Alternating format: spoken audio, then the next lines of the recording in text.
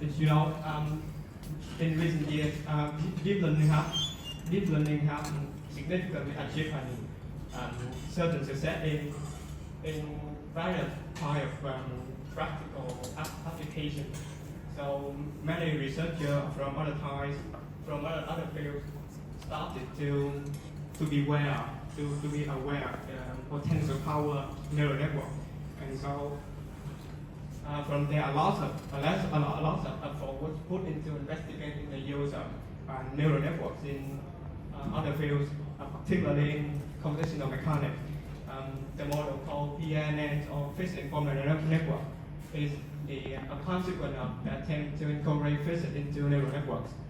And at figure 1, PINN is just simply a combination of a neural network and a physical model. PINN has some remarkable properties. For example, it suggests a continuous differentiable solution, and the gradient fields are quite troublesome in other methods now can be easily obtained by the automatic differentiation, and it's really powerful in inverse problems. The computational cost depends on optimization algorithms, and its implementation is straightforward compared to other methods. So, for classification, it's divided into two types of PNN. The first one is deep location, and the second one is deep energy method, which handle the weak form of the governing equation. So in this topic, we shift our focus to the DM, which is the deep energy method. So DM has some significant properties, such that it requires the lower derivative order, and it possesses a single objective loss function. The convergence very high, and however, the numerical integration must be performed in this method. So in this research, there are three main points. This employed DM to examine various highly nonlinear elastic problems and elastoplastic problems, and it used a mixed structure for the base network. And the integration is performed through unstructured methods. So to better understand about the topic, I will give you some assembly formula.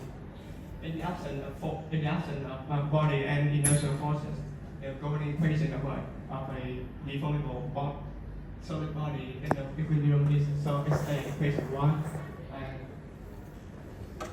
And figure 2 shows a visual of that equation.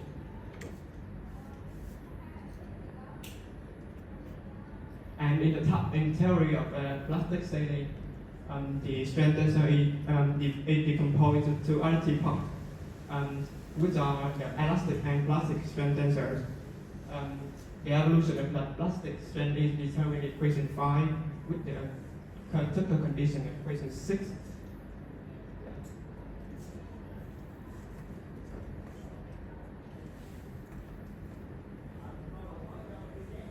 So to completely determine the state of an elastoplastic system, we must perform the return mapping algorithm. The first one, the algorithm involves two steps. The first one is elastic prediction, where the system is fully assumed to be elastic.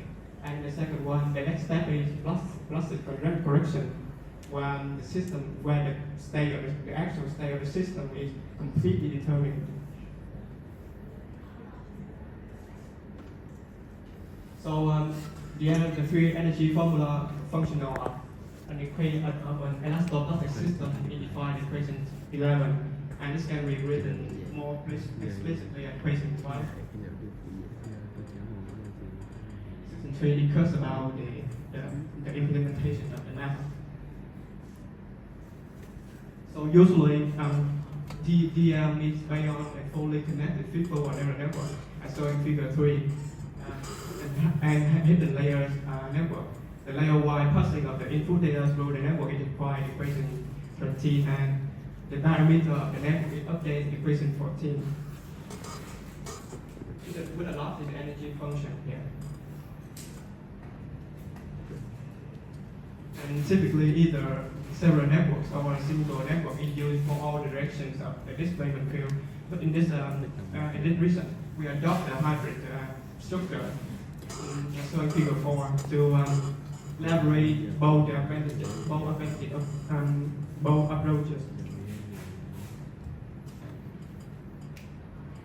So to obtain the energy loss, the output of the network must be the displacement field as equation 16, and after that the loss of the system is mathematically estimated at equation 19. So figure 5 shows in general implementation of the method. So we'll analyze some numerical problems in system 4. The first problem is the Cook membrane problem, where each geometry and boundary condition are shown in figure 6. This is fixed at the left end and subject to upward shear traction on the right end. And the material is shown to be perfectly elastic, and its property is shown in table 1.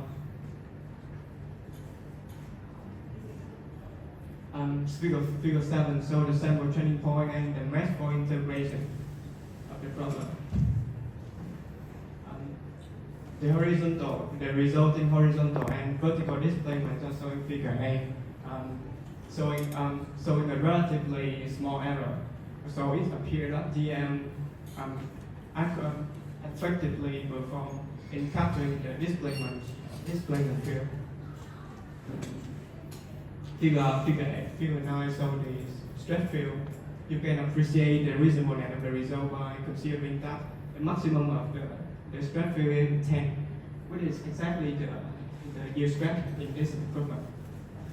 And DM also give us a sense of rationality by that it capture the concentrated regions intuitively well, as shown in equation, as shown in figure 10 and 11. The bending behavior is examined in this problem, in this example. The problem is the cantilever beam, which holds geometry and boundary condition are also sample training point, as shown in figure 12 and 13. And now the material is assumed to be bilinear with the isotropic hardening rule, and its property is shown in table 2.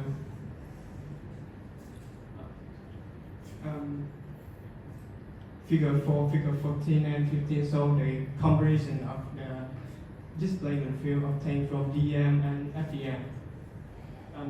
The results are almost the same, and specifically in the horizontal displacement is still captured well by DM, even though it's dominated by the vertical displacement.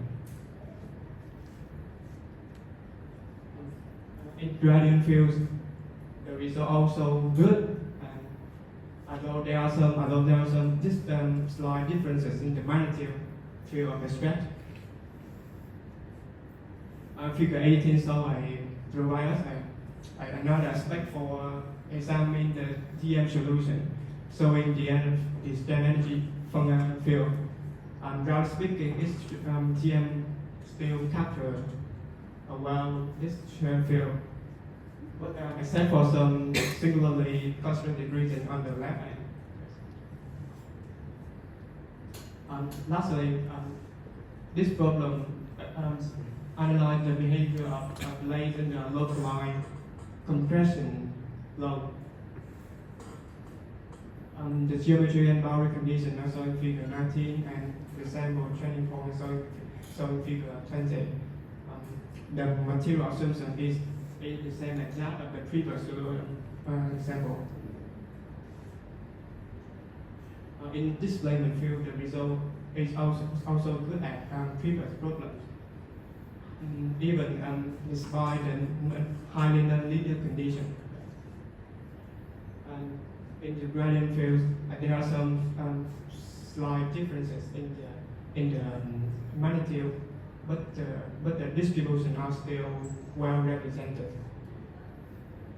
And in terms of plastic deformation regions, DM gives a upgrade prediction as shown in figure 25.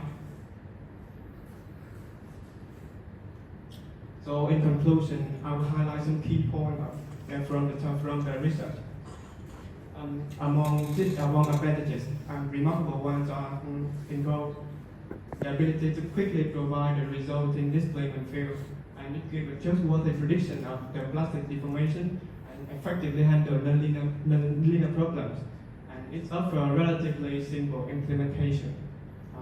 However, a major concern is that the gradient field are still challenging to convert. So, therefore, to strengthen the method, some improvement must be made in the gradient fields. Additionally, the integration technique, the imposing of boundary condition, and also the network architecture must be carefully considered. So this is the end of my presentation. So thank you for your attention. Anyone have any questions for me? Yes, very nice work. It's interesting to see that an alternative method to the finite element method can be used in the prediction, and the results are promising. What's the reason that the stress field needs more time to converge? Yeah, because when we apply this method with energy function, so the static boundary condition and the static boundary condition is not directly applied to the function to apply to the governing equation. So it takes more time to converge. Yeah. And what's the time? What was it if you compare it with the finite element? To the time to train the displacement field.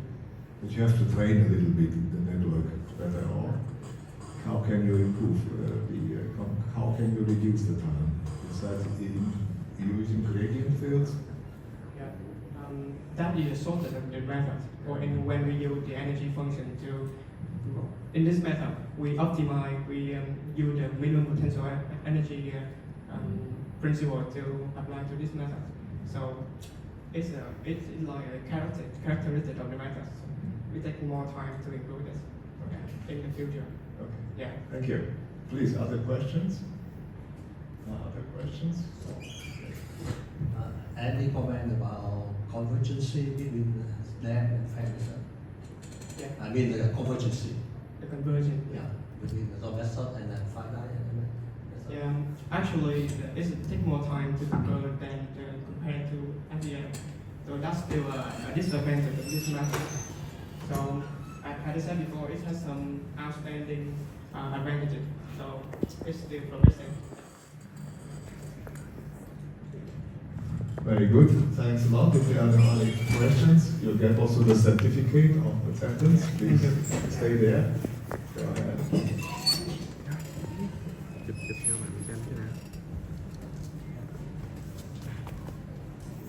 Who's going to make a picture? Yes.